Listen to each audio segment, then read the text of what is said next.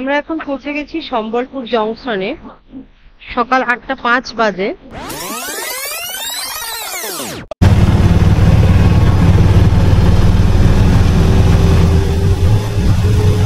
আমাদের বুকিং করাই আছে, বাকি প্রসিডিওর করে আমরা ঘরে ঢুকবো। নমস্কার বন্ধুরা, সম্বলপুর ট্যুর ভিডিওর দ্বিতীয় পর্বে তোমাদেরকে স্বাগত। প্রথম পর্বে আমরা দেখিয়েছি কিভাবে তোমরা কলকাতা থেকে সম্বলপুর পৌঁছতে পারবে, কোথায় থাকবে, আর তার সাথে ঘুরে দেখিয়েছি সম্বলপুরের দুটি বিখ্যাত মন্দির, লিনিং টেম্পল অফ হিউমা এবং মানেশ্বর মহাদেব ধাম।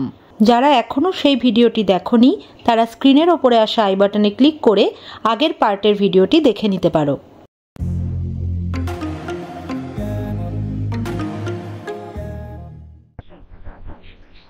আজকে আমাদের সম্বলপুর ঘোরার দ্বিতীয় দিন।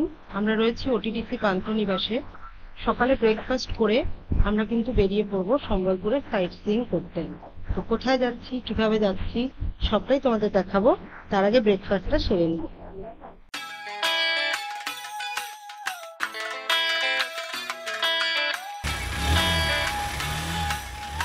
আমাদের রেন্টের বাইক নিয়ে আজকে আমরা আমাদের জার্নি স্টার্ট করছি।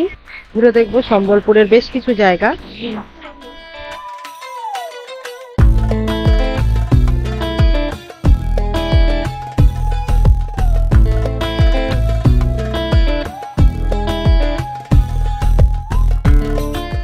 আমাদের প্রতিবেশী রাজ্য ওড়িশার এই অফবিট ডেস্টিনেশন সম্বলপুরে আজকে আমরা ঘুরে দেখব জওহর মিনার, ওয়াটার স্পোর্টস অ্যাক্টিভিটি, জওহর উদ্যান, গান্ধী মিনার এবং সম্বলেশ্বরী টেম্পল। তাই এই সুন্দর জায়গাগুলি দেখার জন্য পুরো ভিডিওটি স্কিপ না করে আমাদের সঙ্গে থাকো।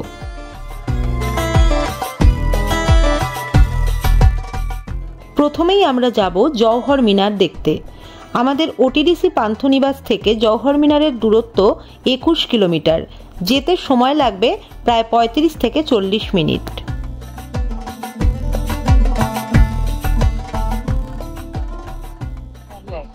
এইখানে যে জায়গাটা দেখতে পাচ্ছ, এখানে কিন্তু রাস্তাটা দুই দিকে চলে গেছে। একটা ডান দিকের রাস্তা যেটা উপরে উঠেছে, এখানে গেলে জওহর মিনারে পৌঁছানো যাবে। আর বাঁদিকে দেখো এই যে স্কুটিটা যাচ্ছে যে রাস্তায়, এটা কিন্তু ওয়াটার স্পোর্টের জায়গা। মানে তোমরা যদি ওয়াটার অ্যাক্টিভিটি করতে চাও তাহলে ওই স্কুটি যে রাস্তা গেল সে রাস্তায় যেতে হবে, যেটা বাঁদিকে নিচে নেমে গেছে। আর ডান দিকে এখন আমরা যে রাস্তা যাব সেই রাস্তাটা হচ্ছে জওহর মিনারের রাস্তা। তো চলো আমরা জওহর মিনারটা আগে দেখে আসি, তারপর ওয়াটার স্পোর্টস করব। জওহর মিনারে যাওয়ার রাস্তা খুব সুন্দর, পুরো রাস্তাই এখানে খুব সুন্দর। তার মধ্যে এই জায়গাটা তো আরো বেশি সুন্দর লাগছে।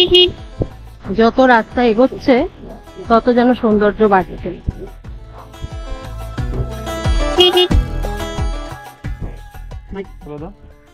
এই যে 5 টাকা করে দুজনের, 10 টাকা, আর গাড়ি আমাদের বাইক যেহেতু তাই 10 টাকা টিকিট।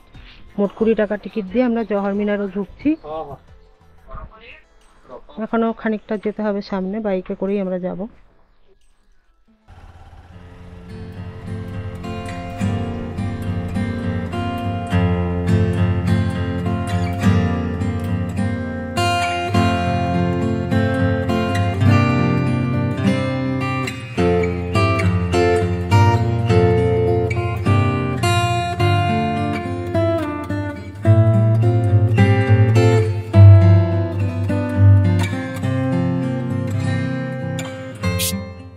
পৌঁছে গেছি জওহর মিনার। আমার পেছনেই রয়েছে জওহর মিনার, তোমরা দেখতে পাচ্ছ। আর এবার আমরা উপরে উঠে দেখব আশপাশটা কেমন দেখতে লাগে। তাহলে চলো ঘুরে দেখি জওহর মিনারের সমস্ত জায়গাগুলি।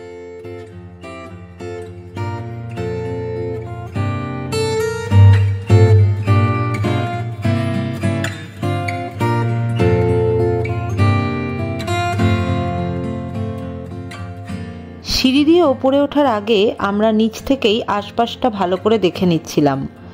এখান থেকে মহানদী বেশ অনেকটাই দেখতে পাওয়া যাচ্ছে, তার সাথে রয়েছে হীরাকুদ ড্যাম। ওপর থেকে আরও ভালোভাবে দেখা যাবে, তাই এবার আমরা মিনারের উপরে উঠব।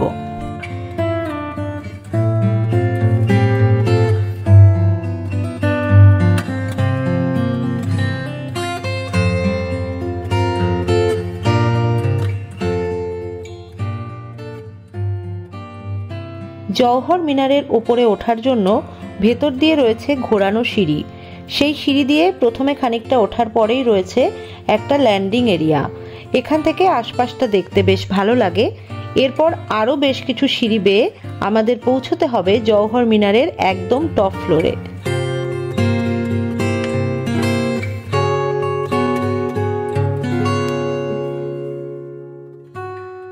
ফাইনালি আমরা পৌঁছে গেছি জওহর মিনারের একদম টপ ফ্লোরে। এখানে বেশ ভালোই ভিড় ছিল অল্প জায়গার মধ্যে, তাও আমরা চেষ্টা করেছি যতটা সম্ভব তোমাদেরকে চারিপাশটা দেখানোর। ওপর থেকে দারুণ সুন্দর দেখতে লাগছিল মহানদীর ওপরে তৈরি হীরাকুদ ড্যাম। তোমরাও দেখে নাও আমাদের সাথে সাথে।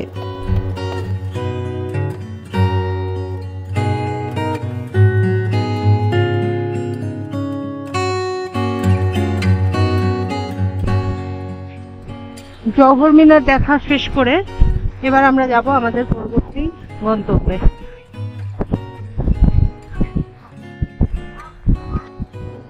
জায়গাটা এতটাই সুন্দর যে আরো কিছুক্ষণ থাকতে পারলে ভালোই লাগতো।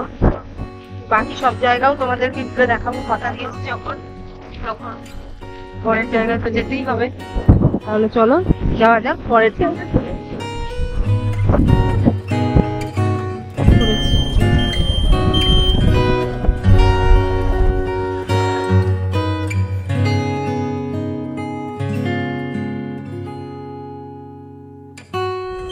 যে ওয়াটার স্পোর্টসের জায়গায় চলে এসেছি।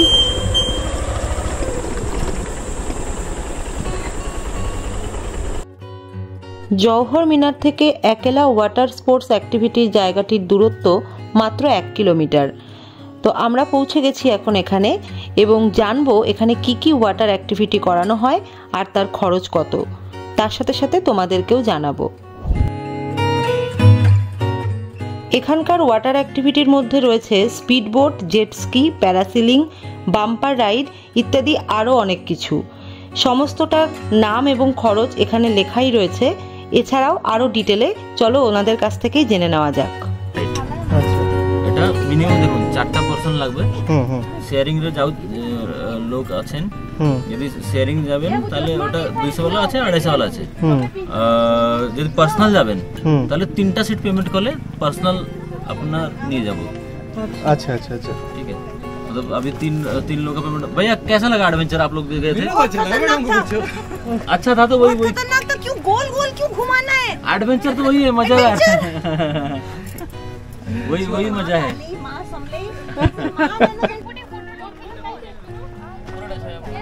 বোটিং করার সাথে সাথে তোমরা কিন্তু ড্রোন শুট করে নিতে পারো। এখানে क्या क्या रेट है?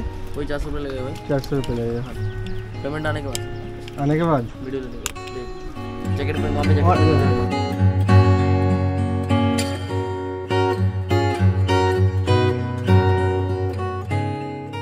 আমরা দুজনে পার্সোনাল স্পিডবোট অ্যাডভেঞ্চার রাইড করেছিলাম, যার জন্য খরচ পড়েছিল 700 টাকা।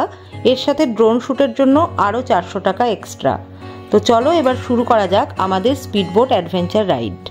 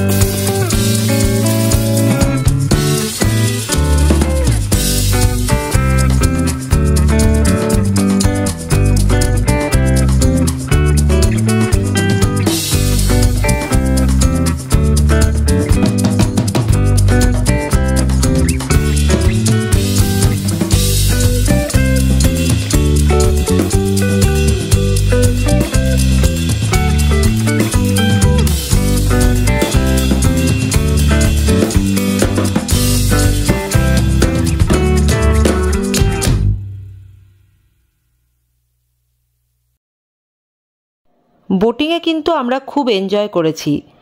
আমি রেকমেন্ড করব সম্বলপুর ঘুরতে আসলে তোমরা সবাই কিন্তু এই ওয়াটার স্পোর্টস অ্যাক্টিভিটিগুলো একবার করে ট্রাই করে দেখে নিও। বোটিং কমপ্লিট করার পর এবার আমরা যাব আমাদের আজকের পরবর্তী গন্তব্যের দিকে। আগেই বলেছি খুব সুন্দর রাস্তা, এখানে দুপাশে সুন্দর সবুজ গাছে ঘেরা পাহাড়ি রাস্তার মধ্যে দিয়ে আমরা এগিয়ে চলেছি আজকের পরবর্তী গন্তব্যের দিকে।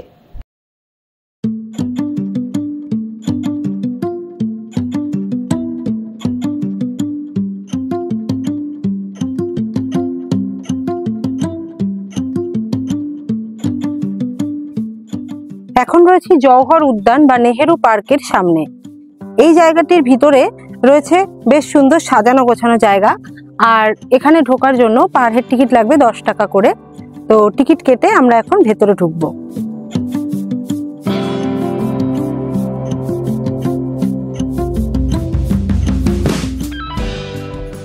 আকেলা ওয়াটার স্পোর্টস অ্যাক্টিভিটির জায়গা থেকে জওহর উদ্যানের দূরত্ব 23 কিলোমিটার।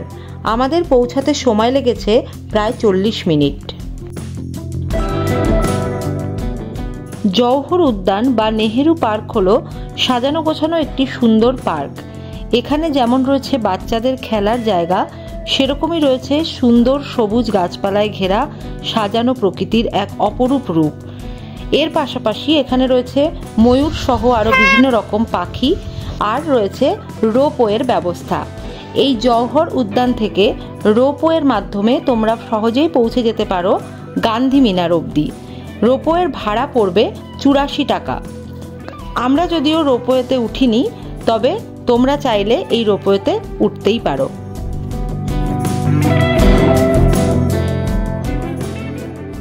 জওহর উদ্যানের গেটের বাইরেই সামনেই রয়েছে এখানে গান্ধী মিনারে যাওয়ার জন্য টিকিট কাউন্টার।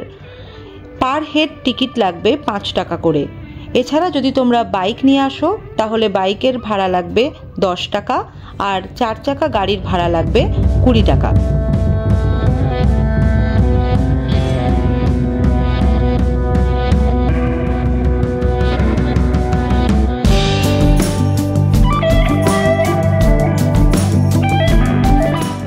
এখন আমরা রয়েছি গান্ধী মিনারের সামনে।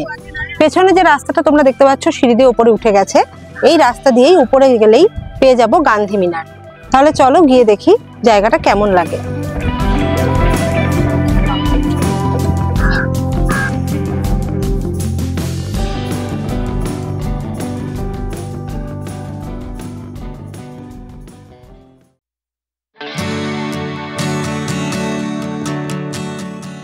বেশ কয়েকটা সিঁড়ি বেয়ে পাহাড়ের ওপরে আমরা পৌঁছে গেছি গান্ধী মিনারের একদম কাছে।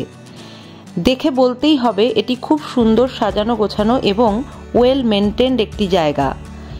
এই জায়গাটিতে রয়েছে বেশ কিছু সিঁড়ি, যার মাধ্যমে পৌঁছানো যাবে গান্ধী মিনারের পাদদেশে। চলো আমরা সেখানে এগিয়ে যাই।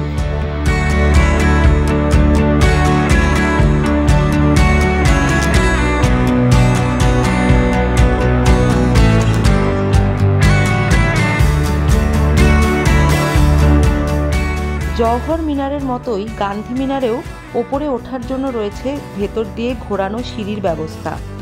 প্রথমেই রয়েছে একতলায় একটি ল্যান্ডিংয়ের ব্যবস্থা, যেখান থেকে বাইরের দৃশ্য বেশ সুন্দর দেখতে পাওয়া যায়। এর ওপর টপ ফ্লোরে পৌঁছানোর জন্য রয়েছে আরও বেশ কিছু সিঁড়ি।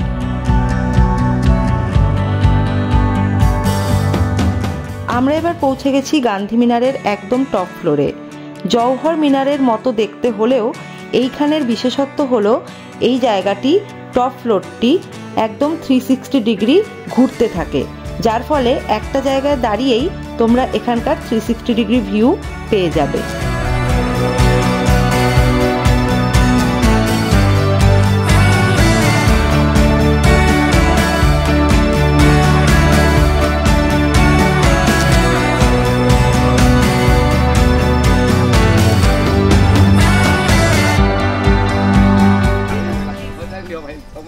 গান্ধী মিনার দেখা হয়ে গেছে। এবারে আমরা যাব আমাদের আজকের লাস্ট ডেস্টিনেশন সম্বলেশ্বরী টেম্পল। যদিও এখানে তোমরা সকালের দিকে যেতে পারো, আমাদের যেহেতু এটা ওটিডিসি পান্থনিবাস যেখানে আমরা রয়েছি সেখান থেকে একদম কাছে, সেই জন্য আমরা আর সকালের দিকে ওই জায়গাটা দেখিনি। তো এখন সন্ধে হয়ে আসছে, তাই আমরা এখান থেকে বেরিয়ে গিয়ে মন্দিরটা ভালো করে দর্শন করব, সাথে সাথে তোমাদেরও দেখাবো। তাহলে চলো বেরিয়ে পড়ি আমাদের আজকের লাস্ট গন্তব্য সম্বলেশ্বরী টেম্পলের উদ্দেশ্যে।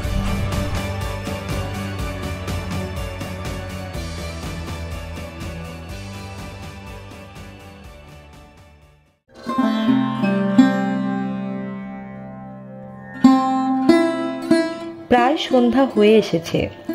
আমরা পৌঁছে গেছি সম্বলেশ্বরী টেম্পলে। গান্ধী মিনার থেকে সম্বলেশ্বরী টেম্পলের দূরত্ব প্রায় 15 কিলোমিটার। আমাদের আসতে সময় লেগেছে প্রায় 35 মিনিট। সম্বলেশ্বরী টেম্পল সম্বলপুরের অতি প্রাচীন মন্দিরগুলির মধ্যে অন্যতম। এই মন্দিরের নামেই এখানকার নাম রাখা হয়েছে সম্বলপুর। তো মন্দিরের ভেতরে প্রবেশ করার পর মন্দিরের প্রাচীনত্ব সম্পর্কে ধারণা পাওয়া মুশকিল, কারণ এখানে যেভাবে মন্দিরটিকে মেনটেন করা হয়েছে তা দেখলে মন ভরে যায়। ইতিহাস অনুসারে চৌহান রাজবংশের রাজা বলরাম দেব 16 শতাব্দীতে এই সম্বলেশ্বরী টেম্পল তৈরি করেন।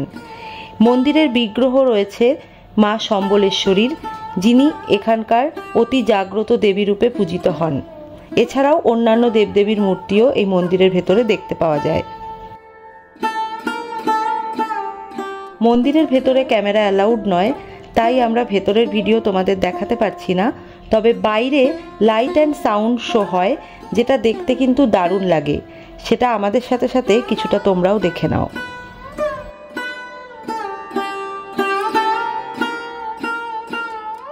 সম্বলেশ্বরী মন্দিরের মায়ের দর্শন করে আমরা আমাদের সম্বলপুর ট্যুরের দ্বিতীয় দিনের ঘোরাঘুরি এখানেই শেষ করলাম। খুব শিগগিরই ফিরে আসব সম্বলপুর ট্যুর ভিডিওর তৃতীয় এবং শেষ পর্ব নিয়ে। ততক্ষণ পর্যন্ত আমাদের channel wanderlust Bengali blog subscribe করে আমাদের পাশে থেকো।